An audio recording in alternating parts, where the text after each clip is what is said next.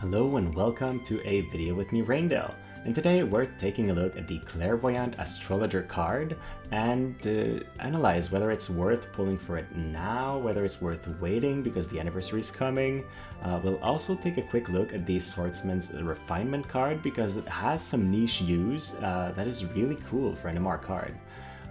So let's begin by taking a look at the base stats.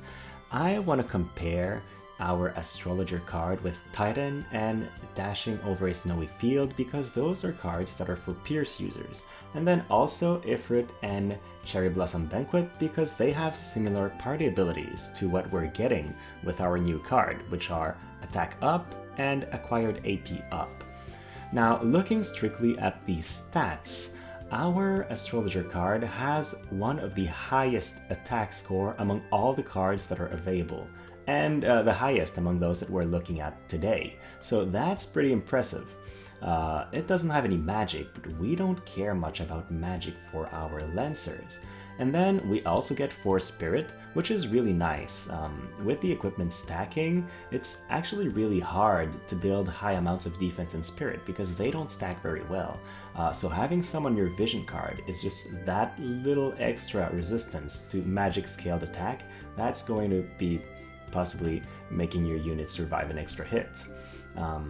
Now, while we do get less attack with the Astrologer card than we do from Ifrit, I want to point out in terms of total attack, you will actually get more total attack using the Ifrit with its 50% extra attack from the party ability than you will from the Astrologer card. So it's not a card that you're going to use to get the highest possible amount of attack, but you do get a bunch of nice other stuff that makes up for this little bit of a difference.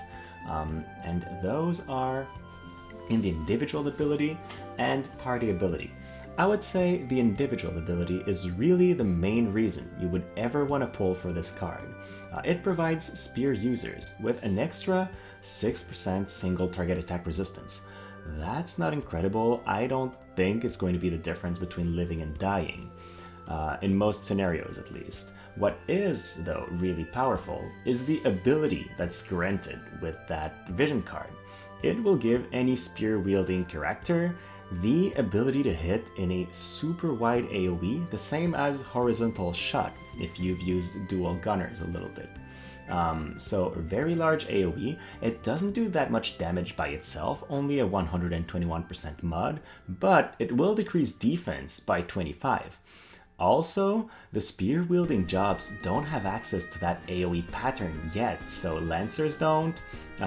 They mainly attack in a line, either in front of them or away from them. Then the Dragoons can hit in a 3x3 cross shape, but that's all their AoE capabilities. And Kane has a couple, and Glaciella have a couple AoE attacks, but even they cannot hit in that pattern. So it's a new way to hit enemies that might give you more targets that you're hitting, also decreases defense, and none of those classes have defense decreasing abilities, so that's something new that's added to their kits as well. Like most Vision ability, it will carry on the element of the wielder, so it will give you an option to hit for water if you're using Glaciella, dark if you're using Kane, and etc. And it doesn't have that high of an AP cost, so your characters are actually going to be able to use it. I've seen some videos of JP YouTubers using this, and their AI seemed to love using this a lot. So you will see this ability come into play if you use this Vision card. Now, in terms of party ability, we're getting plus 35 attack, which is pretty significant. It's really strong. And also acquired AP up plus 35%. And that's something that's undervalued in my opinion. Most people don't take it into account, but it might be the difference between using a weaker move and a stronger move. If you use 2 turns to buff before the fight happens, you have just that much more AP actually clash with the enemy team. And then it's also really good at the end of a fight when you're out of AP and just forced to basic attack the enemy, because it might allow you to use an ability earlier than your opponent would. Then, in the JP right now, Vision cards, once they hit level 99, get an additional party ability that only affects the unit of certain elements. In this case, if we ever get this update, it's going to be a plus 20% magic resistance for all water units. And water is a really strong element right now. We just got some powerful units for it, and Titus is coming out shortly. So they're all units that might benefit from that if we ever get that update. Not a guarantee though. I want to touch a little bit on what Acquired AP Up does. So Acquired AP Up does not affect AP Restore. That means you won't get more AP from Xyz's Bells or Oldua's Apron, or from abilities that restore AP, such as Glaciala's Armor or Rosa's Limit Break, for example. These will not be affected.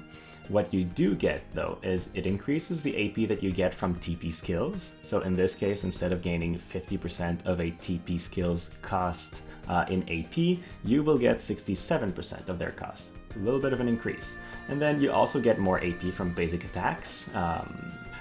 So you will end up being able to use more abilities. That's what it comes down to, and that increases your offensive capabilities as well.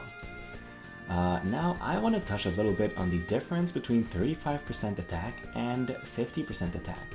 As you can tell, there's still quite a bit of a difference in between what Eileen, for example, would gain from Ifrit to the right and from this vision card to the left.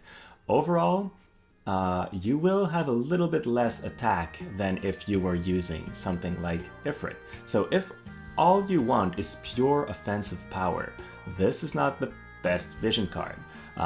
It does, however, give you really nice vision ability, some acquired AP up, some nice spirit, so it has a lot of utility overall, but not to give you the highest possible amount of attack you could get in the game. That's not what it does. So you can take a look at some popular Lancer units on screen, try to get an idea of what they're going to get from that card. And also I'm putting Ramadan there because she has a specific individual ability where she's going to get some Pierce attack up and some attack up, I believe. So she's going to be a little bit stronger thanks to this vision card, but honestly she's not the most popular unit, so I don't think that's going to be coming into most people's decision of pulling for the card or not. Now, I want to touch a little bit on the Swordsman Refinement card because it has one thing that I think is pretty unique. It gives increased magic resistance as a individual unit effect. That means it's going to stack with firmware, your equipment, and any other kind of magic resistance stuff. So it's the first vision card of this type that we can have, and it's now a little bit easier to build magic resistance on a unit thanks to that. I don't think it's the best card for Seymour and O, honestly, because it just has so low base stats that even though you're getting some defense penetration and some attack up, your card only gives you 88 attack. You could go for one that gives you double that, so here goes your 50% extra attack, basically.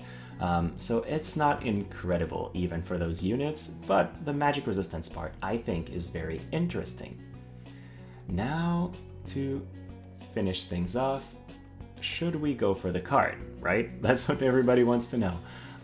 It has good offensive stats. It has a versatile party ability that's really strong. You're gonna get more attack on everybody. You're gonna get more acquired AP.